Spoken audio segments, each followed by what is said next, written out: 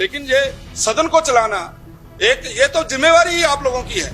और सदन को चलाने के लिए एक आप गलती कर रहे हो, दूसरा आप हमें डरा रहे हो।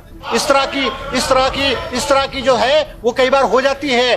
पूर्व में जब भारतीय जनता पार्टी की सरकार थी उस वक्त भी कई बार ऐसा हुआ था कि मुख्यमंत्री जी जयराम जी सदन में नहीं आ पाए थे, मगर हमने आपकी परिस्थिति को समझा। लेकिन जिस प्रकार का आप स्पष्टीकरण दे रहे हैं ये दुखद है और आप लोगों की जिम्मेवारी बनती है। ये आप लोगों की गलती है, इस गलती को आपको मानना चाहिए।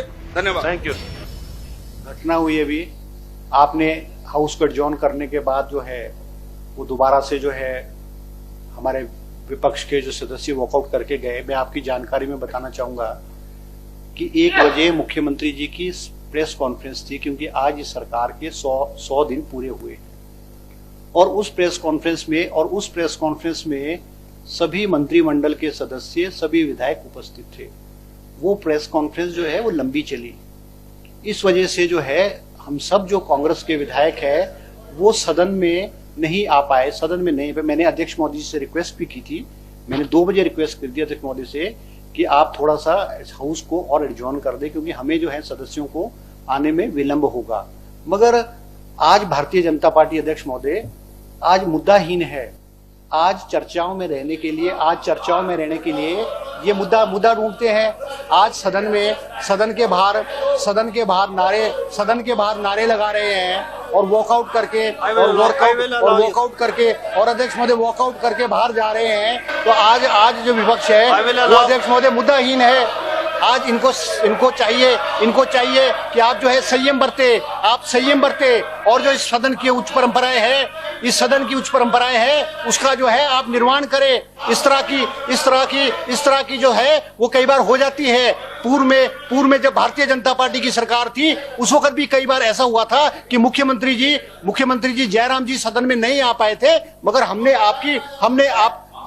आपकी परिस्थिति को समझा। मेरा आपसे निवेदन है अध्यक्ष महोदय, मेरा विपक्ष से निवेदन है कि आप इस सदन के अंदर आप सार्थक चर्चा करें। आप इस सदन के अंदर जो है सार्थक चर्चा करें और जो भी आपके सुझाव हो गए। अभी अनिल शर्मा जी ने बहुत अच्छा भाषण दिया, एक पॉजिटिव भाषण दिया, एक कंस्ट्रक्टिव भाषण दिया। मैं निवेदन करूंगा सभी सदस्यों से कि आप जो है एक पॉजिटिव भाषण दे।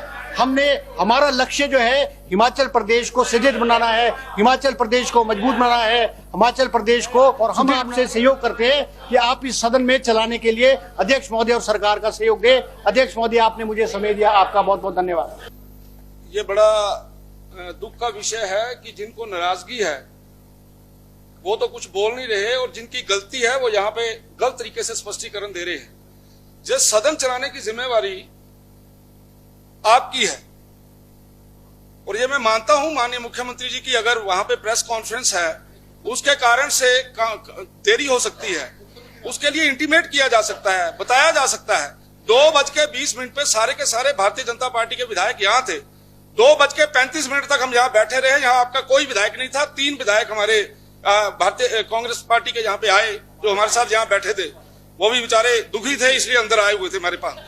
और उसके बाद हम माननीय